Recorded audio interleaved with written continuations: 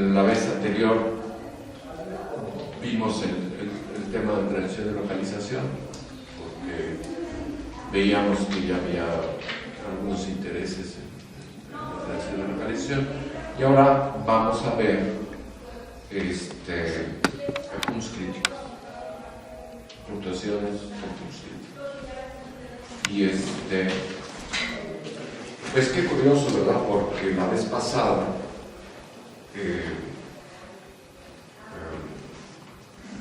ya lo presentamos.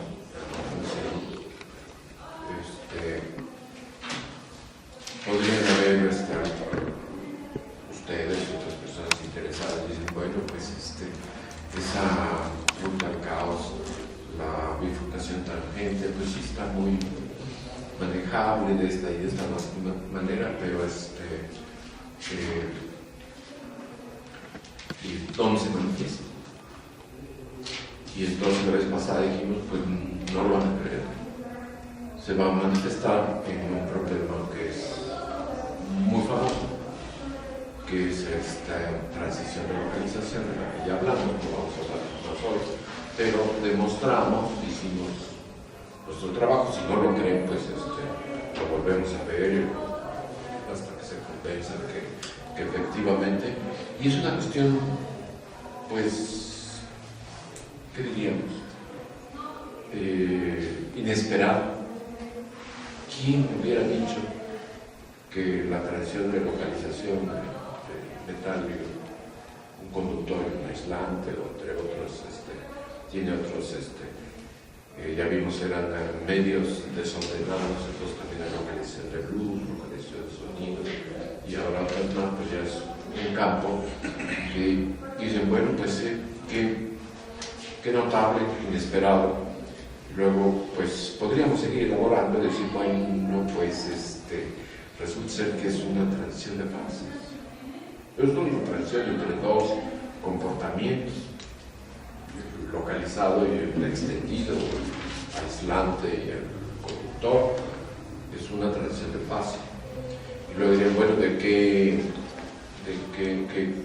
tipo de transición de fase? Pues sí tiene los rasgos de una transición de fase de segundo orden, continuo, como son los puntos críticos. Simplemente no se acostumbra, no se puede fácilmente tratarla como esas transiciones de fases que en sistemas térmicos, como en un magneto o en un fluido. ¿Por qué no? Pues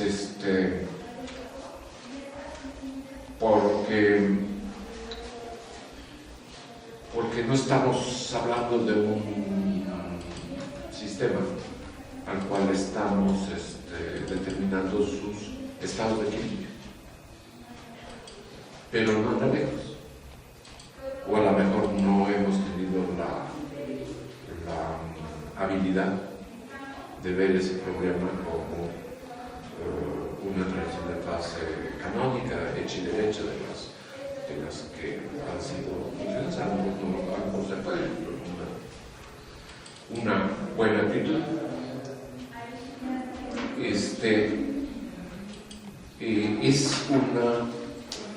Tiene todos los rasgos de una transición de fase continua o un punto crítico.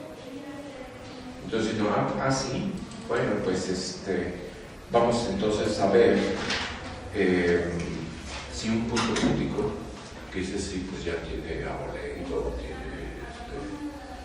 tiene su posición, porque pues tiene muchas décadas de haber sido trabajado con muchas gentes y ha dado lugar a pues una buena parte de la mecánica estadística de equilibrio se refiere a un fenómeno crítico. Entonces vamos a ver si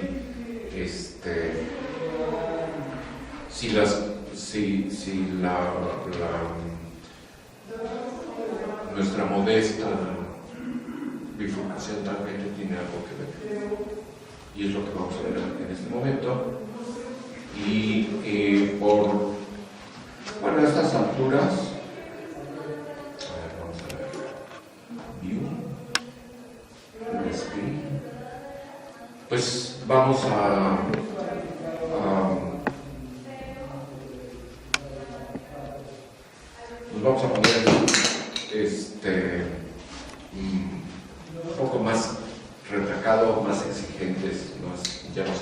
principio del curso, ya estamos hacia el final, entonces podemos, quizá, porque yo mismo creo que es mucho estar, vamos a ver cómo lo paso. Ustedes me dirán. Había puesto aquí un recordatorio, que no vamos a ver por ocasión tangente, porque esta es la primera presentación que hice para los ejemplos de bifurcación tangente. Entonces dije, pues ya se les mismo, vamos con un recordatorio del mapa local cerca de tangencia, las ventanas, por ejemplo, de periodicidad de los mapas unimodales, la de 3, qué pasa con el presente. Estoy repitiendo algunas cosas que no voy a poner, pero están ahí por esa razón. El pasaje por los cuellos de botella, que da los episodios laminares, y luego ya cuando escapa el rebote generado por el mapa, y entonces cuando se está cerca de la bifurcación tangente, la dinámica es caótica, pero conforme se acerca al punto de tangencia, esa dinámica caótica se presenta de una manera muy particular, que es un tren casi periódico, que no lo es, y luego viene una interrupción caótica, etc. Eso ya estuvo. Ahora, entonces vamos a ver, este es el menú, y entonces empezamos con la introducción, de acuerdo con el puesto, y esta es una imagen tomada muy curiosa de un artículo de Nature que ya tiene 16 años justo, y son unas fotografías de un grupo danés de unas monocapas de colesterol. Entonces agua, colesterol, que son multifilas, y luego hacia el aire, y es un microscopio, y lo que pasa es que las monocapas de moléculas antifílicas obtienen una parte hidrofóbica entre el agua, obtienen una parte hidrofílica entre el agua, hidrofóbica sale para afuera, y si es grandota, pues a ver cómo se acomoda. Y entonces, o la parte que está afuera está desordenada, o si comprimen mucho esas moléculas, se empiezan a ordenar como si fuera un bosque, pero hay fases en que simplemente están muy derechitas, hay otras fases como si hubiera mucho viento en el bosque y se doblan. Tienen un diagrama de fases. Por ejemplo, tienen una transición tipo gas a líquido. Cuando hay pocas de ellas, pues están alejadas unas de las otras, y si van cerrando la barrera de estas palanganas de Langmuir, Langmuir Drops, los van comprimiendo, pues pasan del gas a líquido bidimensional, y luego se empiezan a ordenar, como les digo, sus cabelleras de diferente forma, y lo que se ve ahí son dos regiones tiene muchas tradiciones de segundo orden, o sea, puntos críticos. Y estos aquí dicen que pescaron a las fluctuaciones con las manos en la masa. Las partes oscuras corresponden a una fase, digamos, una de ellas, y la otra, la clarita, a la otra. Y ahí están dominios que son cambiantes, tienen diferentes tamaños, y pues son muy complicados, porque ven una parte oscura y luego ven que dentro de ellas hay como lagos claros, y luego si quieren observar dentro de los lagos claros hay islas, y así se va. Entonces dicen, no, pues nosotros somos sistemas complejos, esto es un fractal, eso, o no un multifractal. En fin, esta está extraída sin dar crédito de Wikipedia y tiene que ver con la simulación de un magneto tipo Ising, que espines en dos direcciones, y entonces vienen estas recuadros, y son 4 hasta arriba en temperatura muy alta, 4 con un muy alto trabajo, 4 en la parte del medio, temperatura baja o muy baja, y los 4 de abajo están en la temperatura crítica. Y entonces, conforme avanzan de izquierda a derecha, van haciendo un alejamiento, un zoom out, y entonces si están en la fase paramagnética, bueno, rojo es una dirección de espines y azul es otra dirección de espines, y conforme se van alejando, pues se van haciendo así cada vez más pequeños esos dominios, y si se alejan totalmente ya tienen algo microscópico, pues va a ver morado. En cambio, si están a muy baja temperatura, van a ver que los dominios que tienen también les van viendo más forma. No van a desaparecer los dominios, pero tienen un tamaño característico. Conforme se alejan, pues los van a ver más claros, ¿no? En cambio, la temperatura crítica, que supone que las fluctuaciones ocurren a todas las escalas, entonces hace lo mismo la simulación, y aunque se ven diferentes, estadísticamente no cambian. Conforme se alejan, sigue viéndose el patrón semejante. Entonces, ese es un punto crítico. Pero estamos viendo las fluctuaciones en un punto crítico. Y entonces podremos, si queremos, nosotros estamos haciendo ruido a los de allá.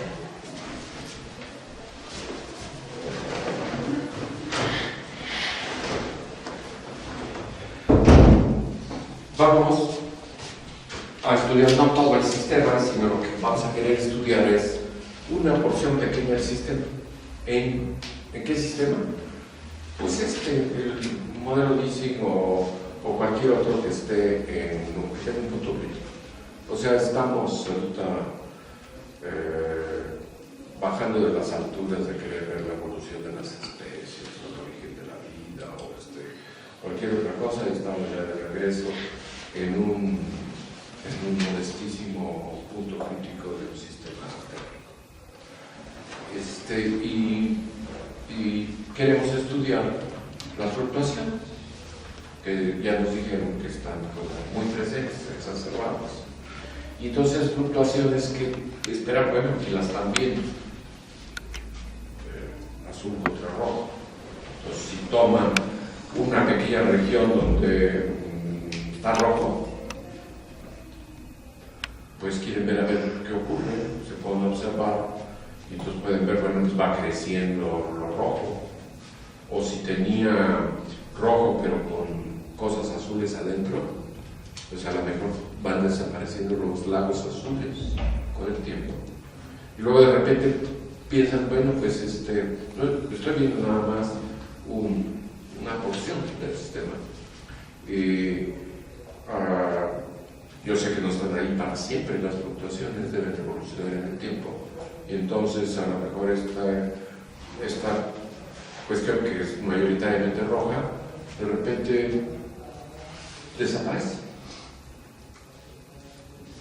se colapsó, y sigo viendo ahí, mira, ahora es azul, y lo azul ahí va un rato con puntitos rojos adentro, y luego de repente ¡paz! También ya cambió otra vez, y otra vuelve a ser rojo. Y dicen, bueno, pues es lo que queremos estudiar, pero lo vamos a hacer como Dios manda, porque nosotros hacemos mecánica estadística, sabemos cómo hacer las cosas, y ahí vamos. Entonces vamos a usar un método para ver, le vamos a llamar clusters o cúmulos críticos a esas porciones de la fluctuación crítica que tienen un tamaño fijo, digamos una esfera de radio R o un cubo de lado R, o estoy en 3 dimensiones, estoy en 2 dimensiones, pero también lo puedo ver en una dimensión. Puedo yo escoger la dimensión que yo quiera. Claro que si quiero trabajar en una dimensión, no voy a considerar fuerzas de corto alcance, porque yo ya sé muchísimo y sé que en una dimensión no hay transición de fases, pero cuando las fuerzas son otro alcance. Pero si le damos más y más alcance, finalmente pues también sabemos que se puede forzar la ocurrencia de expresiones de fase en una dimensión. Pero pues, no se lo estoy aclarando, pero todo esto es para ustedes. Bueno, debería ser estándar para quienes han llevado tiempo, cursos o experiencia en mecánica estadística en la crítica. Entonces vamos a usar un método que es el método de Landau, pero para estudiar esos cúmulos críticos. Y el método de Landau, como ahí dice, es una estrategia de hacer las cosas en dos pasos. Hacer un primer paso y luego ya cuando viene el segundo paso, hacer lo imposible por ya no hacerlo. O sea, que empiezan con muy buena intención de evaluar la función de partición Z completa, la van a querer hacer en dos partes, vamos a hacer la primera parte y luego faltaría hacer la segunda parte entonces está hasta allá arriba la función de partición y está escrita de tal forma que se ve el primer paso y el segundo. El primer paso es, yo sé que tengo que sumar en la función de partición pues, todas las configuraciones, pero yo las puedo sumar en el orden que más me convenga. Las tengo que sumar todas. Pero ahora las voy a sumar de esta manera. Voy a sumar primero todas las configuraciones asociadas primero que nada, esa letra phi es el parámetro de orden. El parámetro de orden es, en el caso del magneto, la magnetización espontánea. El parámetro de orden es esa cantidad que en la fase de alta temperatura es 0 y que en la fase de baja temperatura es diferente de 0. Cuando su variable conjugada acá por delante de 0. Por eso la magnetización espontánea es simplemente el balance de spins en las dos direcciones en ausencia de un campo externo. Entonces en la fase de alta temperatura el balance magnético vale 0. El promedio está en ambas direcciones por partes iguales y a baja temperatura ya no, y entonces eso crece el parámetro de orden a partir de 0, como bien saben. Bueno, un fluido pues es la diferencia en densidad entre un líquido y su gas. Arriba de la temperatura crítica no hay diferencia entre líquido y gas, entonces la resta es 0. Pero debajo del punto crítico hay dos fases que pueden coexistir en la reacción del primer orden. Entonces uno es más denso, el otro es menos denso, y a diferencia de ellos, pues ya no es 0. Ok, ese es phi.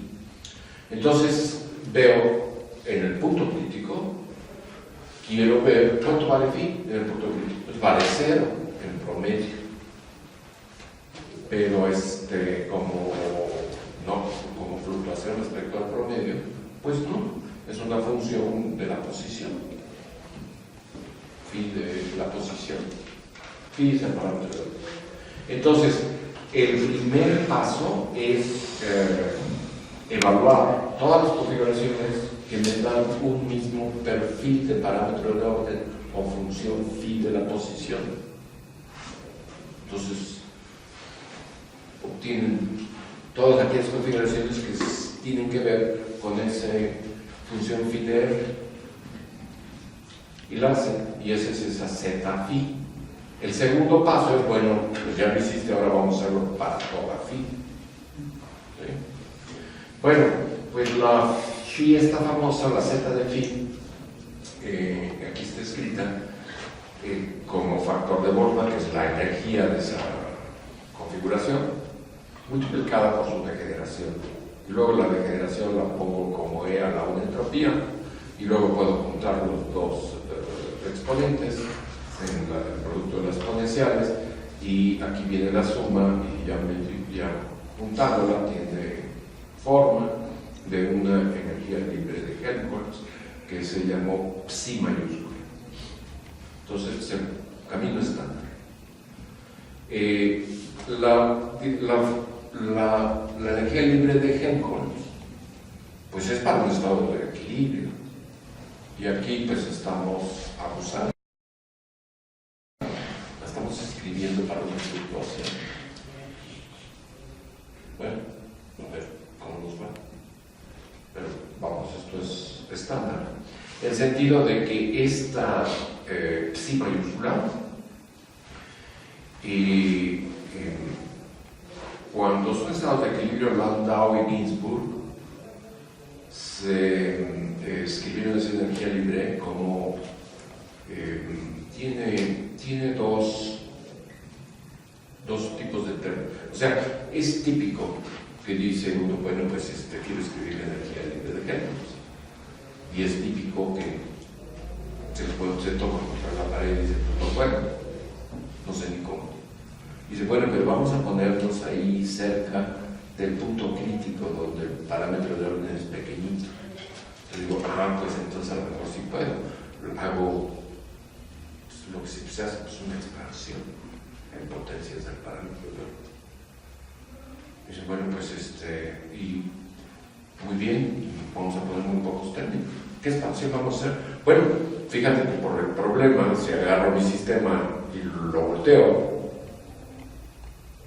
reflejo, o cualquiera me doy cuenta, ya es bueno, después de cavilar muy rápido, es que nada más puede tener potencias pares, porque por la simetría que tiene ese problema. Hay otros problemas como de cristales líquidos en los que aparecen términos cúbicos, etc. Cada problema tiene lo suyo. Y el método Landau fue precisamente escribir la expansión del parámetro de orden y saber qué términos no van a aparecer por alguna simetría. Expansión en términos de potencias de parámetro de orden. Entonces siempre hay un término phi cuadrada, phi cuarta, phi sexta, etc. Y dicen, bueno, pero el seno no es homogéneo, es inhomogéneo. Hay términos en sus derivadas. Y esto ya se puso peor. Pero ¿cómo qué derivadas escribe? Pues igual se podrá pensar y dicen, pues la más pequeñita va a tener que ser el gradiente al cuadrado. O sea, la primera derivada, pero tendría que aparecer al cuadrado, ¿verdad? Entonces, esto lo ven ustedes en el sitio, a lo mejor yo no debo extenderme más, pero eso lo deben ver ustedes en este libro que trae la energía libre de Landau. Y vean, aquí está en el recuadro, pues ya lo van a reconocer, es esta energía libre que tiene forma arriba de la temperatura crítica, es una parábola, una cazuela. Abajo de la temperatura crítica es como un sombrero, o sea, tiene dos mínimos. Y en la temperatura crítica su curvatura es cero.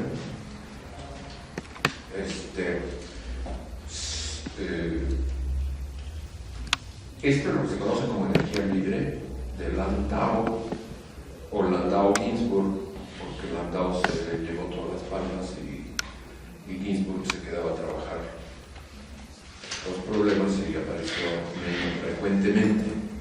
Pero en realidad lo que sería la energía libre son nada más los mínimos.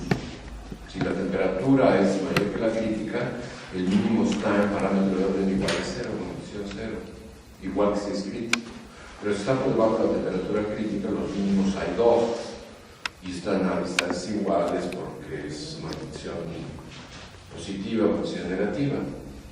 Entonces ustedes ya me debieron haber dicho, bueno, pues eso es la energía libre de Helmholtz, pero ¿qué es todo lo demás en las curvas? Entonces, es algo que ya no tiene que ver con la energía libre del equilibrio. Estoy simplemente graficando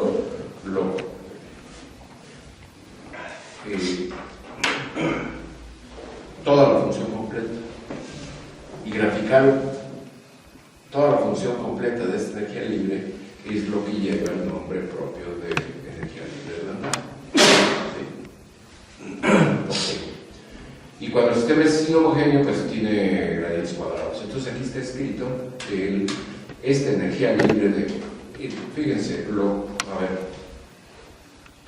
fuera de criticalidad, tiene esta forma, término cuadrático, cuártico, gradiente cuadrado. Esta alfa es la diferencia de temperatura crítica, de tal manera que en criticalidad delta T es 0 y se va el término cuadrático y ya no queda el cuártico.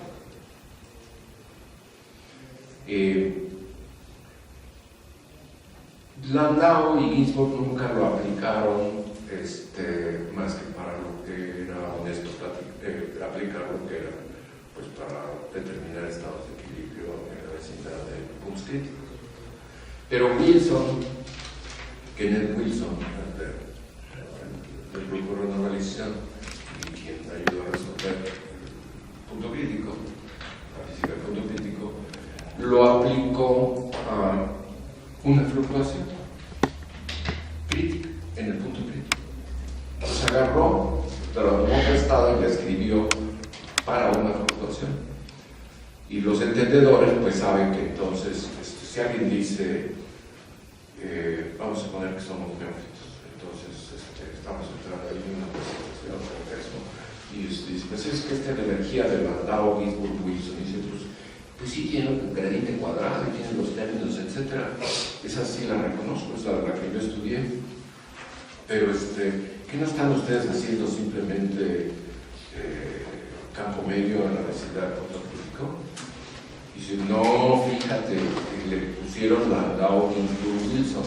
Si ya tiene el tercer apellido Wilson, es porque estamos hablando de una acción o energía libre asociada a una fluctuación. Ok. Y ya en criticalidad pues se va el término cuadrático y está escrito aquí abajo. De otra forma ya sería, si es clásico el problema, el delta que es uno de los exponentes críticos, el exponente crítico isotérmico, alfa, beta, la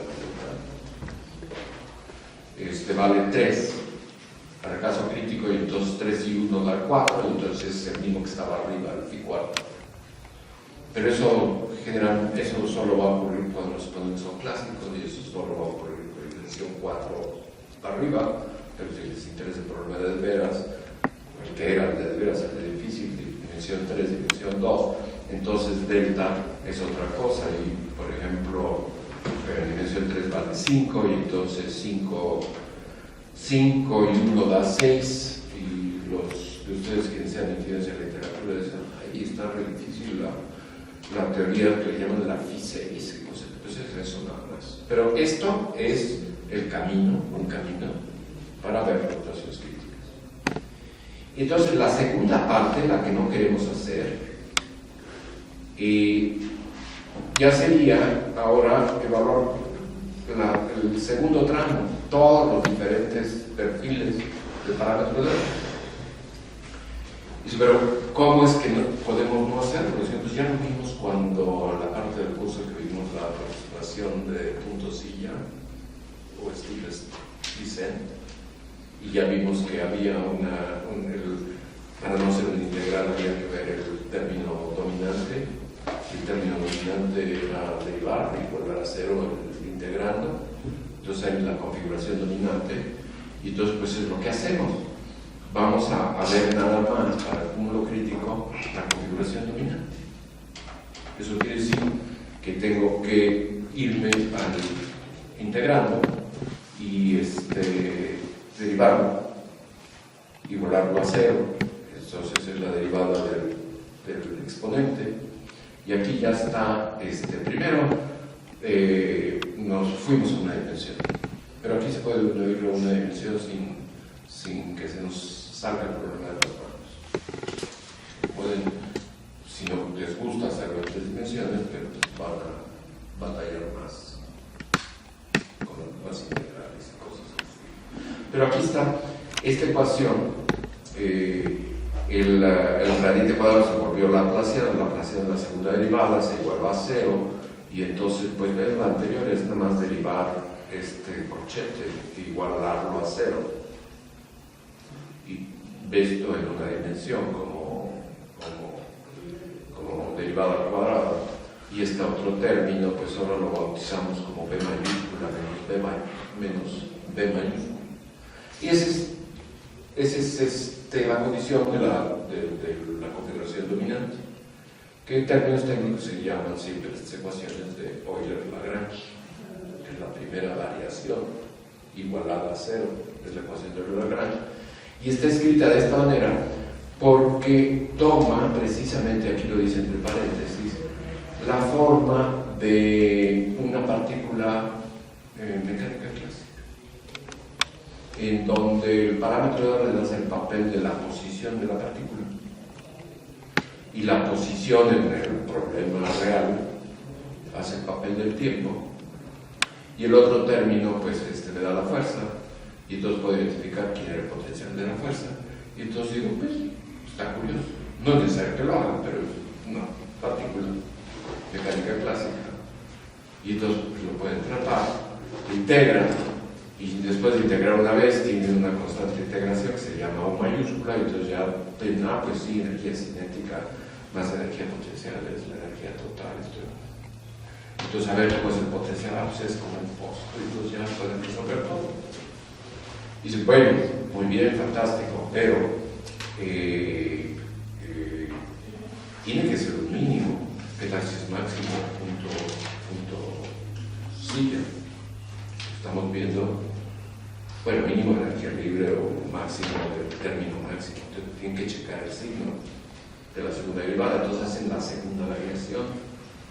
Pero aquí todavía no viene. Entonces, muy bien, resuelvo el problema de la partícula y ya voy a tener el segundo punto.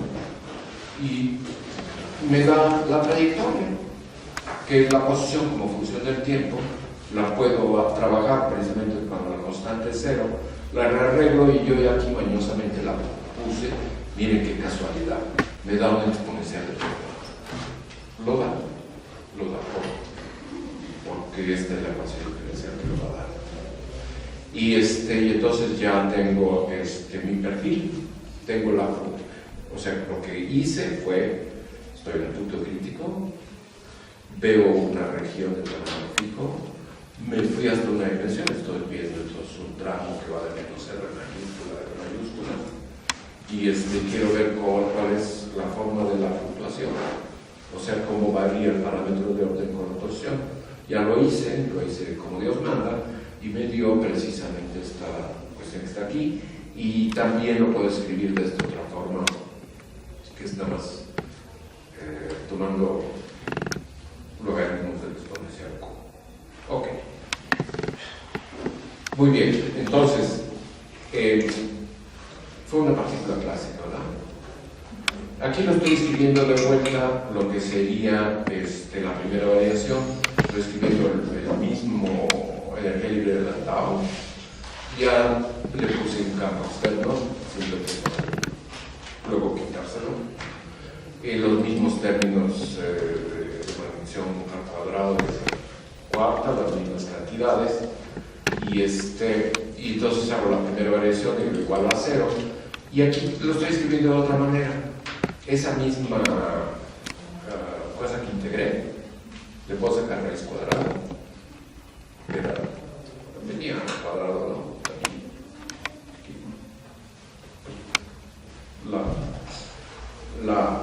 Le saco raíz cuadrada y simplemente me va a dar que esa es la relación entre el parámetro de orden y su derivada, que en el caso que estábamos viendo en mecánica, pues es velocidad contra posición, y está en el territorio de estos, en inglés se llama phase portrait, que se grafica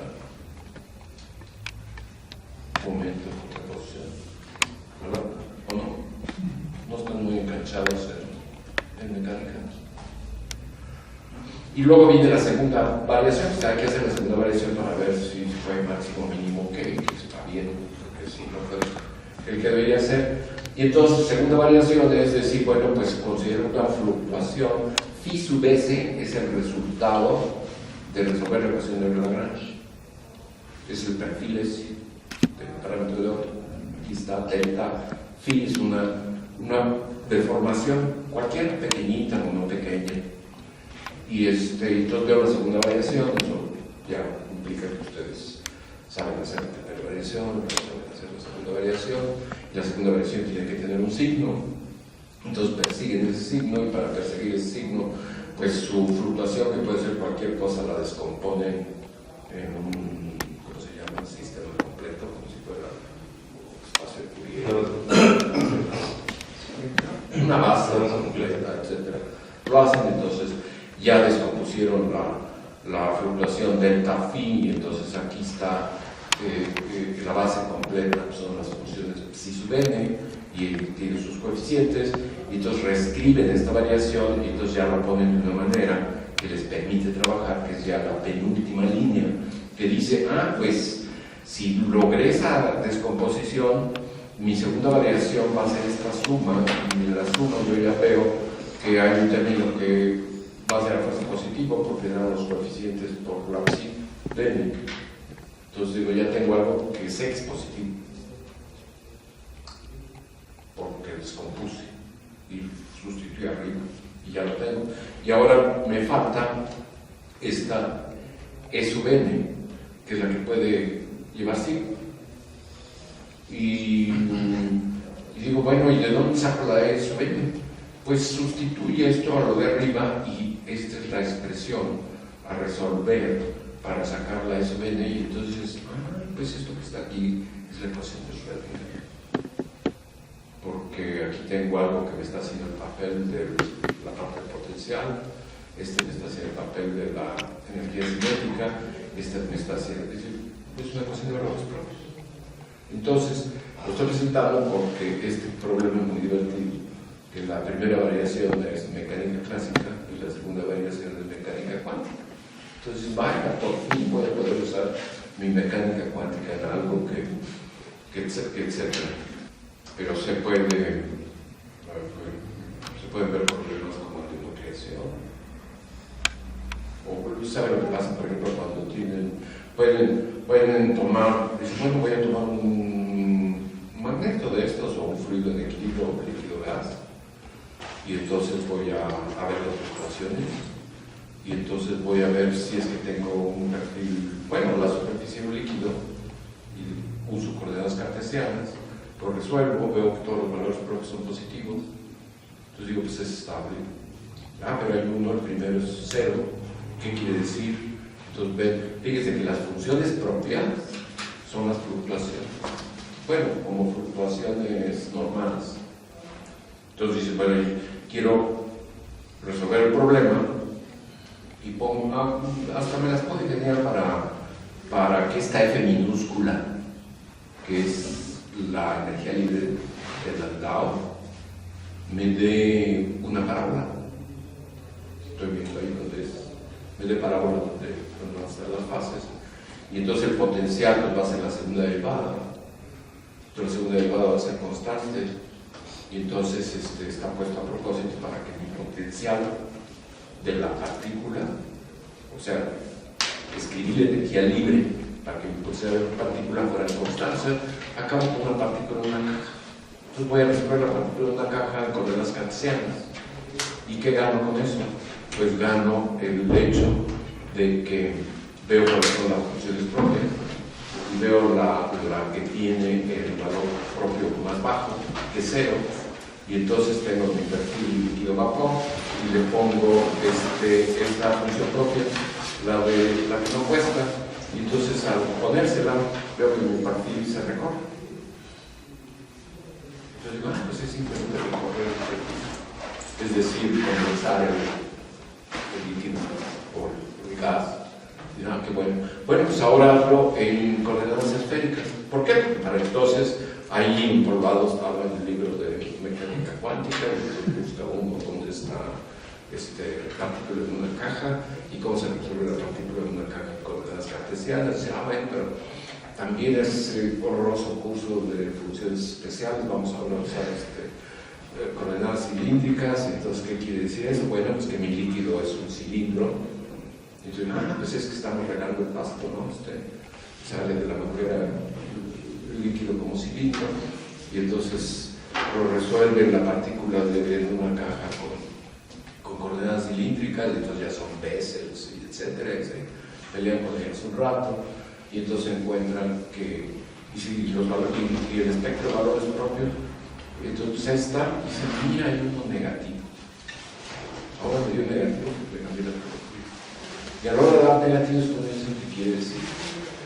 Bueno, veo ese, el único que es negativo, todos los demás son positivos, o sea que pueden deformar el cilindro de la manera que quieran, y no es estable. Pero, ¿qué deformación es la que me pide la función propia con el valor propio negativo? Entonces, eso es una ondulación. ¿Y qué pasa? De ahí se acuerdan ustedes, porque saben todo, ya no se dice, es la inestabilidad de que si se le impone una ondulación a un cilindro, depende de la sección transversal, etc., es inestable la ondulación. ¿Qué es lo que pasa cuando están regando el vaso? Que se va ondulando y luego se rompe gotas y luego ya cae. Entonces ya pasa eso. Entonces luego dicen, ¿y qué más? Pues ahora vamos a coordenadas esféricas. Entonces coordenadas esféricas es que su líquido ocupa una esfera y el efecto, etc. Entonces ya creo que deben ser funciones de Laguerre. No, son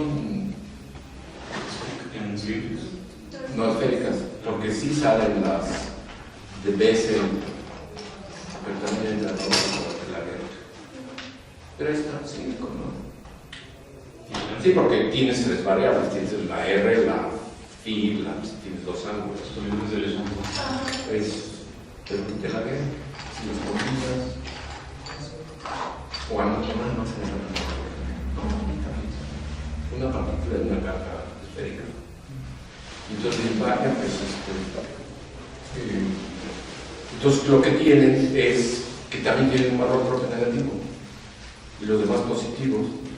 Y entonces, bueno, ¿cuáles son los que sacan las funciones de onda? Y las funciones de onda aquí, pues, lo que son, pues, son las fluctuaciones, digamos, modelos normales. Y entonces, bueno, pues, voy a ver las positivas. Por ejemplo, la primera positiva, la función de onda es como si le aplastaran los polos a la esfera. Y es positivo, no le pasa nada.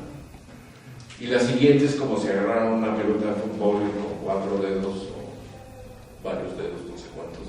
También la quieren deformar y así. Y la gota es estable respecto a todo, menos una sola cosa. Entonces ven cuál es la función propia, la del único valor, energía negativa, y entonces ven que corresponde a cambiar el radio de la esfera. Y entonces, bueno, están trabajando con una gota, digamos, estable en su radio crítico, que si se lo hacen más pequeñito, desaparece, o si lo hacen más grande, crece y produce el cambio de fase. Y entonces, finalmente, de esa manera, pues, pues no es ¿cómo se dice?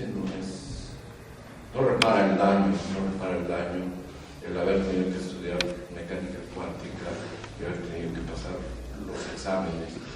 Y luego ya viene la vida de veras, dice, bueno, ¿cuándo lo usaste? No, pues yo jamás, ¿no? Entonces, pues, a uno molesto porque hicieron. Pero aquí surgió una oportunidad de desempolvar el problema. Y ahorita lo estamos viendo para un cúmulo crítico. Y entonces aquí tienen estos retratos de fase. Se ve muy mal la traducción, en que tienen el parámetro de orden y su derivada. Y de esta manera se resuelve gráficamente el problema de la trayectoria de una partícula, ¿no? Le ponen condiciones iniciales. Entonces, si la energía es constante, miren, estas curvas que están aquí son de nivel. Cada una de estas curvas corresponde a una constante de integración U. U igual a 0 es la que está. Olvídense de la recta a 45 grados que luego van a servir. Estoy graficando esta ecuación que está arriba para h igual a 0 y arriba de la temperatura crítica, y entonces el término en medio no existe, pero esta u es la constante de integración y la constante de integración de la energía. Y entonces cuando la constante de integración es 0, en la que tengo es la que está aquí pintada oscura, que se llama la separatriz, esta que viene por aquí, la raíz positiva, y luego se refleja abajo porque tiene la raíz negativa. Y si ya la constante de integración no es 0, entonces son estas que están aquí a los costados o acá arriba. Y entonces la manera de resolver las trayectorias es, pues dime cuál es la energía, pues tal, entonces ya se mete a la curva de nivel de esa energía. Y dice, ¿cuál fue tu condición inicial? Y pones una recta, por ejemplo, que te diga, esa condición inicial me está diciendo cuál es la posición de velocidad inicial.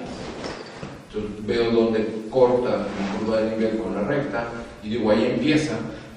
Y ahora, ¿qué es lo que hace? Pues usted tiene que mover la curva de nivel hasta que entonces ya se pues esta es la trayectoria. Cosas de estilo, es la manera que se opera, ¿no? Y aquí está escrito para debajo de la temperatura crítica. Y entonces se vuelve más interesante. La separatriz tiene ahora una región interna. Y no voy a detener con esto, pero si este fuera un curso de ciertos problemas de mecánica estadística, por ejemplo, de interacciones superficiales, interacciones de mojado, interacciones de estilo, pues estaríamos resolviéndolo. Miren, ya estamos debajo de la temperatura crítica. ¿Qué quiere decir equilibrio líquido-vapor?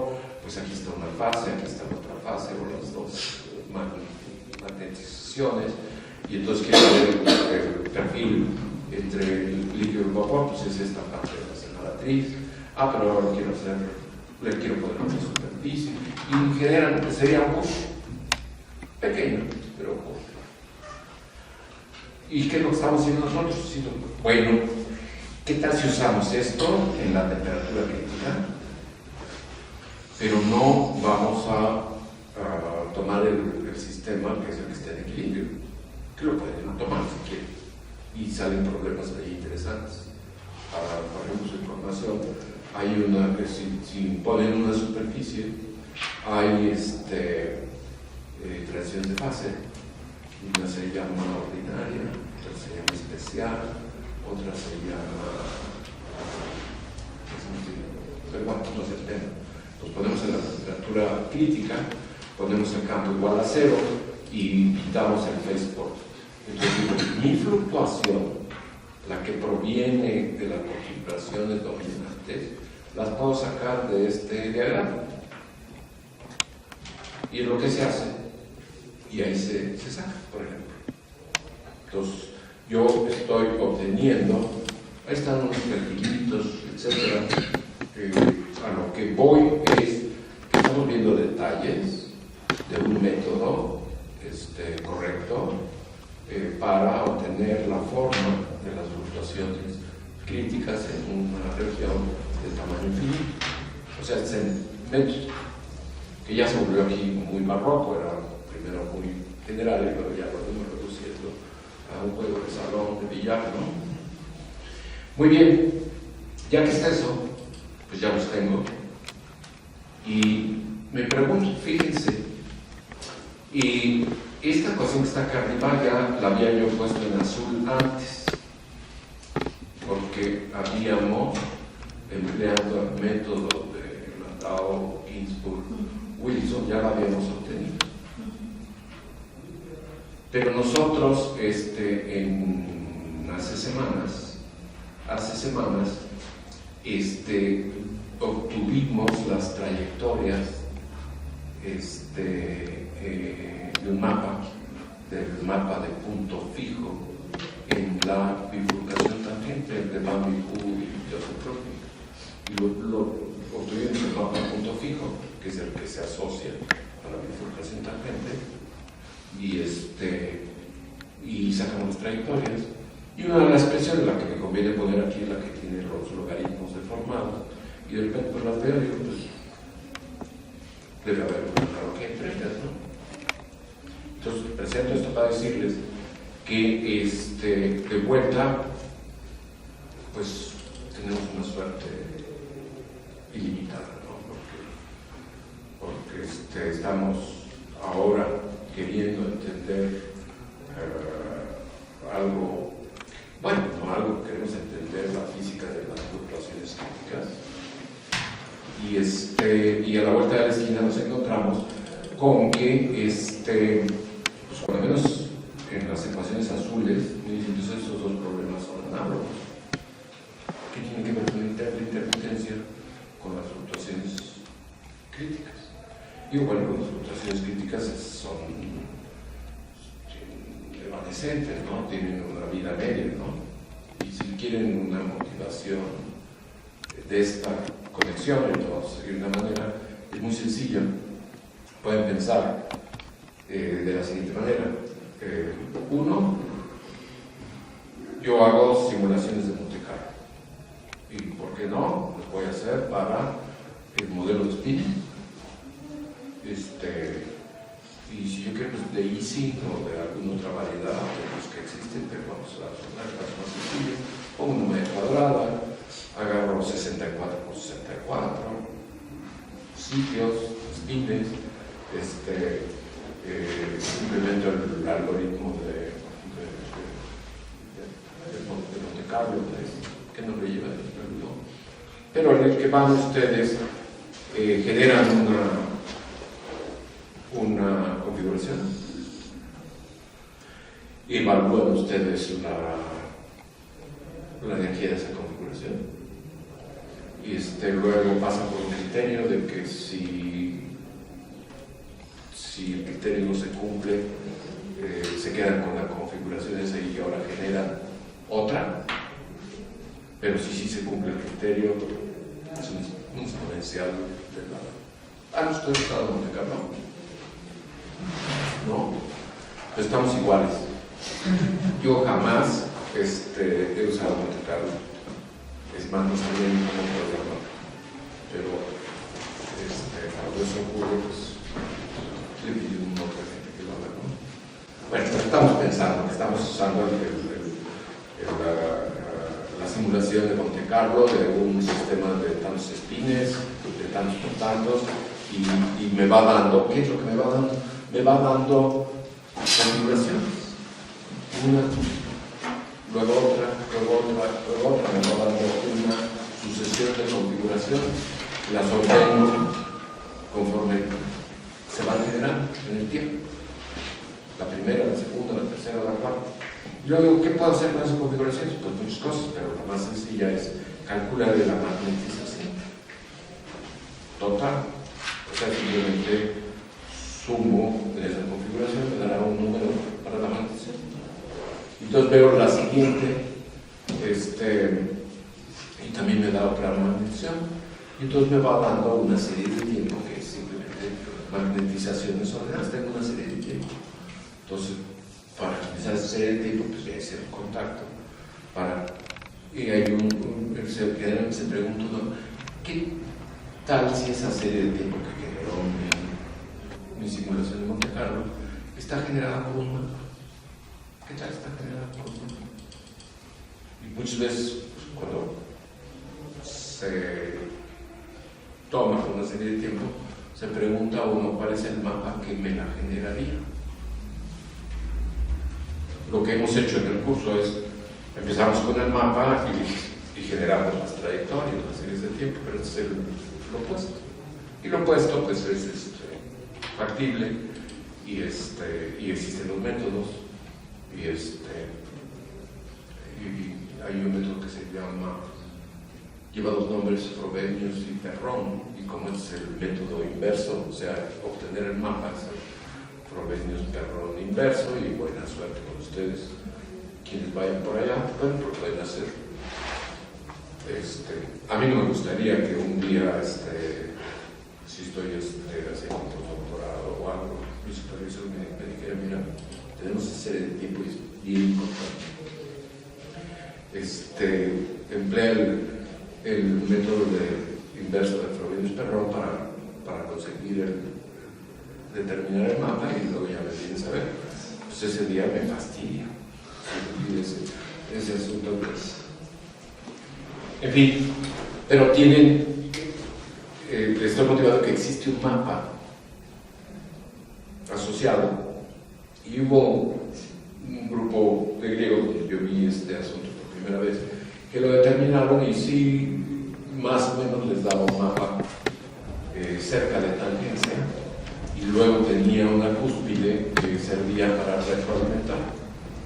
Y entonces ellos fueron los que primero vieron que se podía generar la evolución de estos cúmulos críticos mediante este mapa no lineal, que precisamente daba un pasaje por el cuello de botella y luego lo volvía a retroalimentar y se tiene la imagen precisamente de lo que de hecho era esta serie de tiempo de la redención, de que va, fíjense que si tienen una región como estas,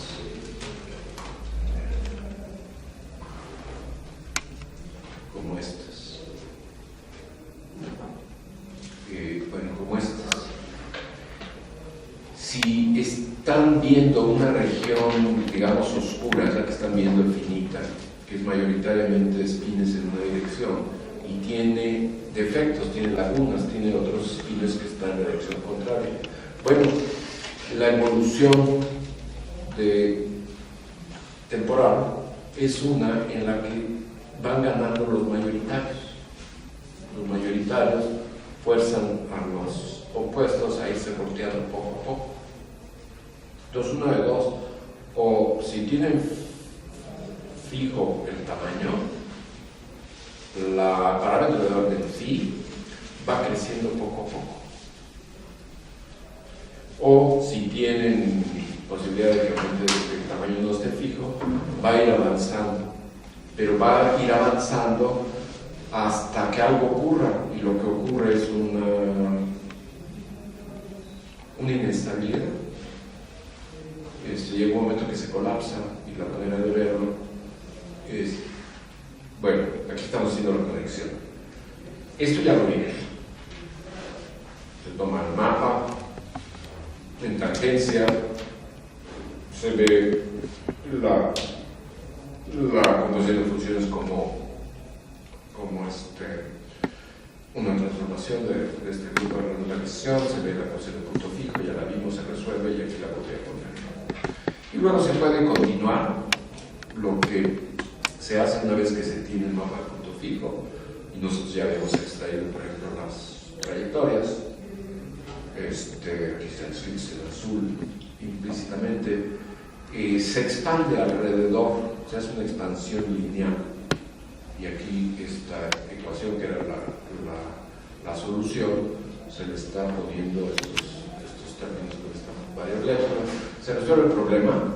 Quienes vayan a querer ver esto en detalle, porque surge la necesidad, no es fin del mundo, pero nos vamos a cansar si les voy diciendo todos estos pasos, pero están en el artículo de Ludwig.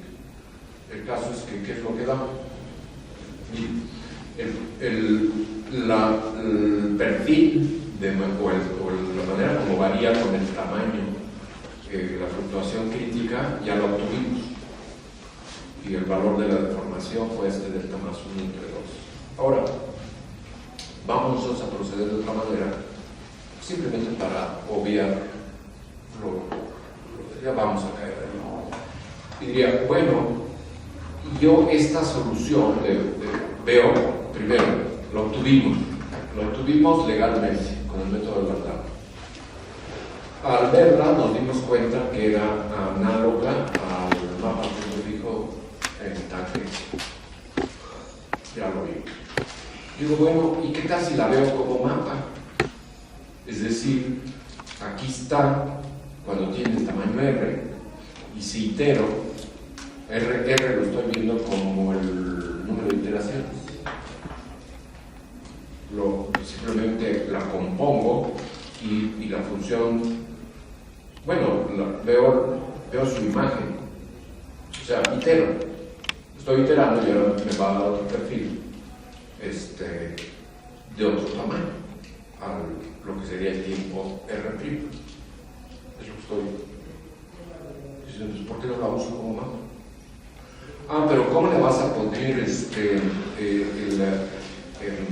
el perfil tenía una deformación Q? ¿Qué deformación le vas a poner al mapa? Digo, pues, mira, no sabía, pero estoy pensando cómo hacerlo y ya llegué a una conclusión. Se la voy a poner al doble. Si esta era delta más 1 entre 2, esta se la voy a poner como delta más 1. Digo, ¿por qué? ¿Cómo defiendes esa selección? Digo, bueno, estamos viendo un cúmulo grande, estamos viendo estas escalas de grano grueso, y estamos suponiendo que el mundo de veras sí está ocurriendo microscópicamente y hay procesos de difusión. Entonces, cuando hay un proceso de difusión ordinaria, el desplazamiento cuadrático medio va como la raíz cuadrada del tiempo, ¿no? Para que me dé difusión. Y entonces, por eso, si ahora estoy ya pensando que va a cambiar de tamaño, pues aquí pongo ese factor de 2 para decir que es difusión ordinaria. Entonces, un alumno de estos días, Mauricio Riquelme, es parte de su tesis, dice, bueno, pues Peter mapa de punto fijo. Bueno, aquí está. Y luego decimos, sí, claro, diverge. Claro, porque la exponencial está deformada, diverge. Porque el valor de la deformación es mayor que 1. No puede haber detalle. Y entonces no se nos había ocurrido, pues si diverge, pues ya lo sabíamos, pero debe haber algo después de que diverge, debe haber otra rama. Y pues al rato luego aquí está la otra rama. Pues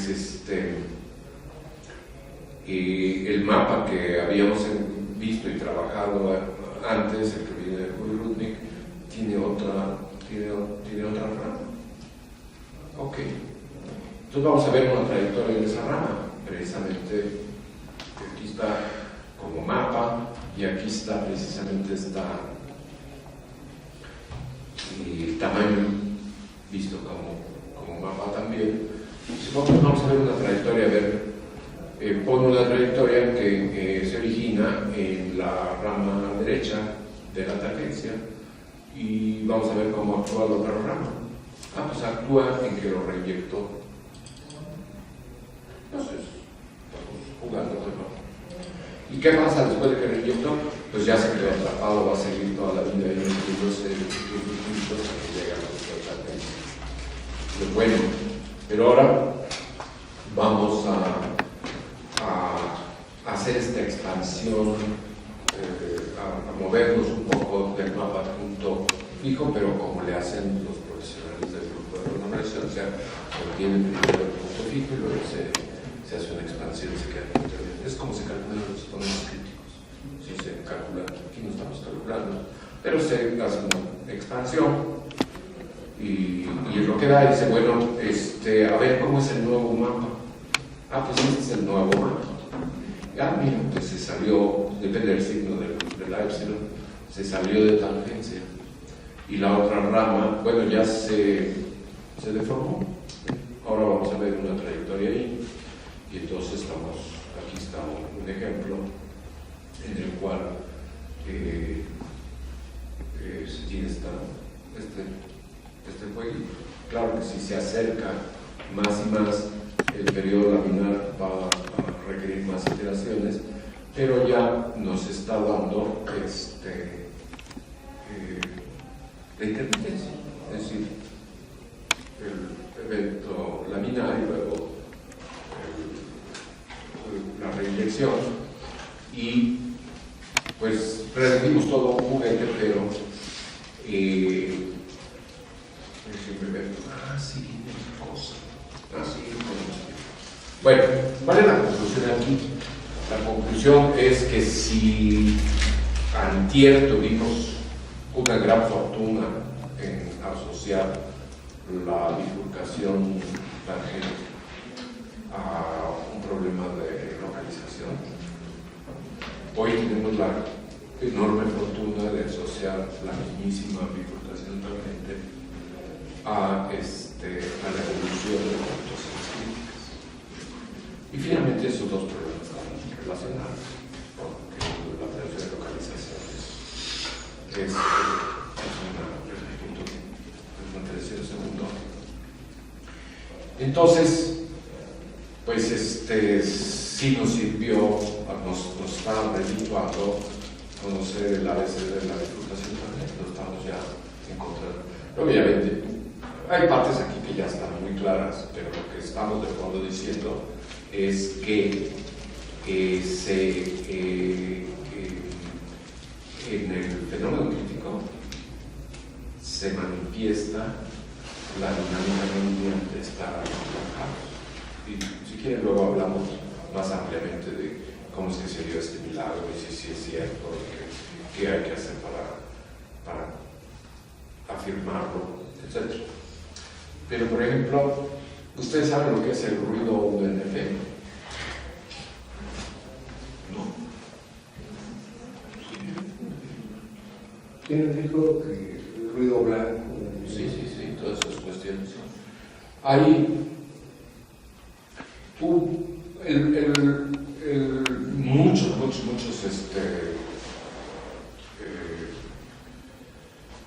fenómenos se detecta cuando ocurren esos fenómenos esto que se llama ruido 1NF.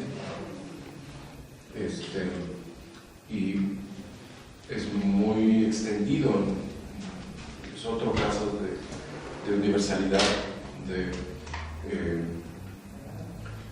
y también ha causado pues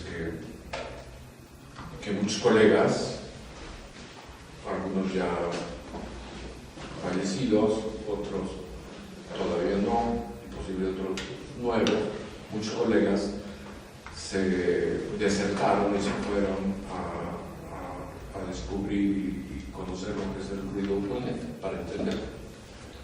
Y entonces generó había uno de los maestros de este tipo de cosas, un holandés, Nico van Kampen, que muy idiático el hombre, pero también muy bueno y ya de cerca un hombre muy agradable, pero de su idiosincrasia estaba que no le gustaba la música. Entonces, no tocar nada. Y entonces la broma que hizo un colega fue que ¿cómo que no le gusta la música? Le gusta la música 1NF. Pero el asunto es, esto está sacado de Wikipedia, vean el Schroeder tiene un capítulo magnífico de ruido de colores, y entonces ahí se van motivando. Y aquí lo que se hace con las señales estas aleatorias, entonces hay ruido de todo. Por ejemplo, si hablan con Alejandro Frank, habla del ruido que genera la Tierra, pero para él la Tierra es esta mujer diosa, se llama Gaia. Gaia, ¿no? Entonces Gaia está enferma ahora por nosotros, ¿no? Entonces el ruido que genera ya cambió de color y va a haber. Pero en fin, hay otra cuestión que sería esta otra línea de fluido de sistemas complejos que se llama criticalidad autoorganizada. La de los granitos de arena, ¿sí? Pila de arena que se van soltando y se va juntando la pila de arena y se mantiene el ángulo constante porque hay avalanchas de todos los tamaños. Y finalmente, pues es igual que un punto crítico, pero sin poder salir ni arriba de la temperatura ni abajo de la temperatura crítica. En fin, total que el ruido lo caracterizan con una cosa que se llama espectro de potencias, que es la transformada de Fourier de la señal. Cuando la energía que genera, o sea, por ahí cuadrado. Esas cosas. Entonces, está el ruido blanco, que es totalmente aleatorio, entonces el espectro es una constante, el ruido 1NF, que es el que está asociado a situaciones donde hay invariancia ante cambios de escala, leyes de potencia y todo eso, o sea, de todos los ruidos, el ruido que le corresponde a nosotros, los seres complejos, pues es el ruido 1NF, porque es el invariancia, de problemas de invariancia de cambios de escala. Y luego, pues en general hay ruidos de la forma 1 de la frecuencia de una potencia. Esa potencia se acostumbra a llamar de beta, y esto es muy común tanto como para que hagan una cosa de Google y se van a dar cuenta, esto es de Wikipedia. El asunto es que ya desde hace tiempo, es un resultado sorprendente, el libro de Schuster, es Heinz Schuster, hace muchos años, y es Itamar Procacha, el mismo número de años, pero un hombre mucho más joven. Ahora ahorita le está tocando ser el cacique de la física estadística. ¿Qué quisiera ser el cacique? Dura de cacique nada más 3 años. La Unión Internacional de Física Pura y Aplicada tiene sus comisiones, y una de las comisiones más antiguas es la de Física Estadística, y esa comisión tiene 12 miembros, sabes más, pero por ahí de 12 a 16 miembros, y tiene ¿cómo se dice? De varios países, pero tiene el que es el chairman, la cabeza del presidente, y el presidente pues escoge, no escoge, supone que es democrático, pero una vez que se hace la reunión y se ponen todos en una sala, pues lo que diga el presidente es lo que va a hacer, ¿no? Entonces, ¿dónde va a ser el evento dentro de 3 años? ¿En qué parte del mundo? Es parte de lo que... ¿Y quién y cómo se va a organizar la votación para la medalla Boltzmann, que será igual de años? Entonces ahorita Itamar es el mandamás, pero no por un rato. Y entonces lo que hizo fue tomar una señal, de hecho de intermitencia, de bifurcación tangente, periodo laminar y de inyección, periodo laminar y de inyección. Entonces en su articulito aquí lo pone, bueno, un artículo muy contundente. Pues ahí están los periodos laminares, etc. Y luego dice, bueno, vamos a simplificarlo, vamos para poder tratar que cada valor puede ser o 1 o 0. Y no mata el problema de las ceros, entonces son unos ceros. Entonces habla de la probabilidad de observar un episodio laminar de duración T mayúscula. Y luego introduce otra probabilidad, C sub T, que es la probabilidad condicional de que se vea un 1 en la iteración T, si hubo un 1 al inicio. Y entonces concluye que tienen que estar relacionadas estas dos probabilidades con esta convolución. Tienen que convolución.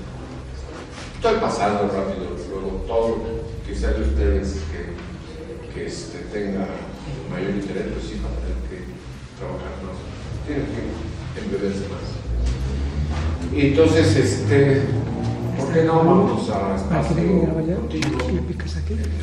número de iteraciones, y ya ven la evolución en espacio continuo? Entonces, pues eso pide ahí la transformada de Laplace, esa es la transformada de Laplace. Y al transformarla pues tienen esta expresión que relaciona C con P en espacio Laplace, pero si lo que quieren es el espectro de potencias S mayúscula, S y habría que ver por qué la transformada de Fourier de esta probabilidad C. Y entonces si quieren pasar de Laplace a Fourier hacen este tipo de cosas. Y ya hecho esto, podrían ustedes tener el espectro de potencias si pueden determinar esa probabilidad de duración del espacio laminar.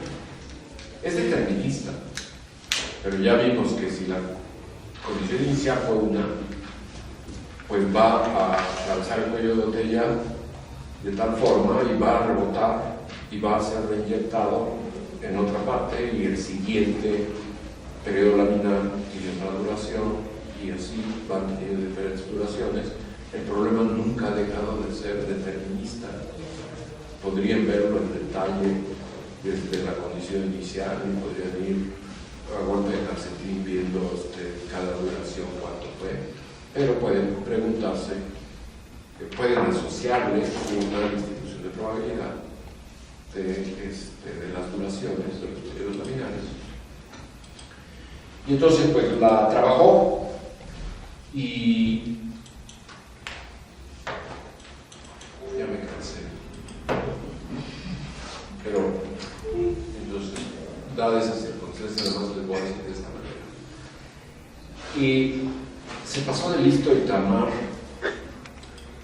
y empleó el mapa de punto fijo, que ya estaba disponible, ¿cuánto? 2 años antes, de parte de Bauman. Y entonces usó, esto lo pueden leer, van detrás de la duración, pero si lo invierten, pues tienen la trayectoria en el mapa. ¿Y cuál mapa?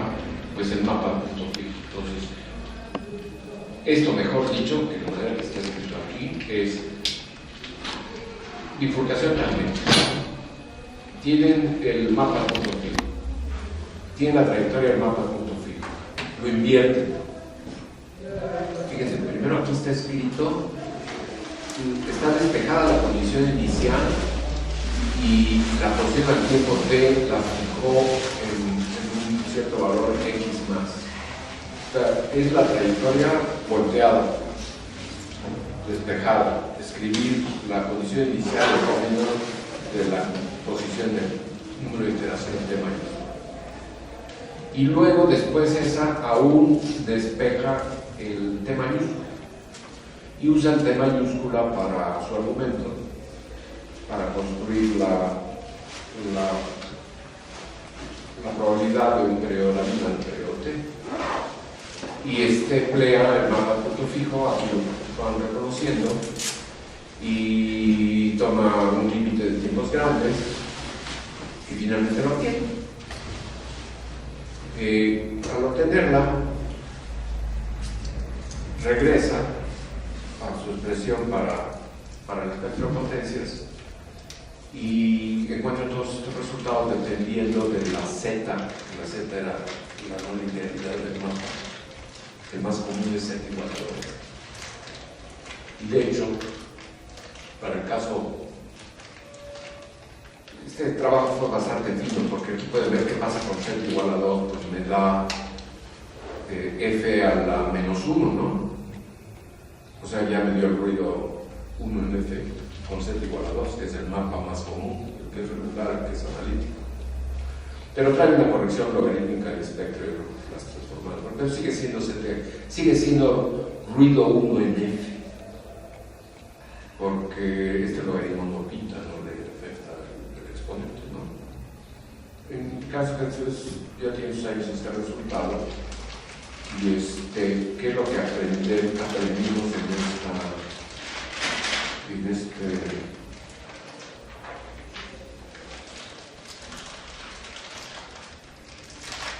y las fluctuaciones críticas han sido el ruido que generan las fluctuaciones críticas ha sido determinado y es ruido 1 en f. Y por esa razón también recibió un buen espaldarazo esta criticalidad autorrealizada por este posible ruido bloqueo. Pero entonces, nosotros comerciamos exclusivamente con mapas. Nuestros productos son 3. El mapa en la bifurcación tangente, el mapa en el punto de acumulación de periodos, de duplicación de periodos, y el mapa, digamos, vía fase periodicidad. Y de ahí partimos, y ya en este momento ya estamos entrando en el negocio. Entonces el negocio de hoy fue donde se manifiesta la bifurcación tangente en la realidad, en problemas, en otros problemas. Y entonces lo que se está presentado en esta parte de la unidad es que se manifiesta ni más ni menos que en las fluctuaciones críticas. Y tiene, ya si estuviéramos en una conferencia diciendo cuestiones, hay cuestiones, por ejemplo, los que generalmente se toman por válidas, de que el punto crítico es un estado de equilibrio entre muchos. Y los estados de equilibrio son gobernados por la mecánica estadística de Boltzmann y Gibbs. Y nosotros ya señalamos en el curso, por ejemplo, de que en las transiciones al caos ahí no se cumple la ergodicidad y el mezclado. De hecho, hay una contracción brusquísima del espacio de configuraciones. Fíjense que antes de llegar a la bifurcación tangente tienen, pues, el espacio de configuraciones es todo este intervalo de posiciones, y apenas la tocan se colapsa en 3 puntos.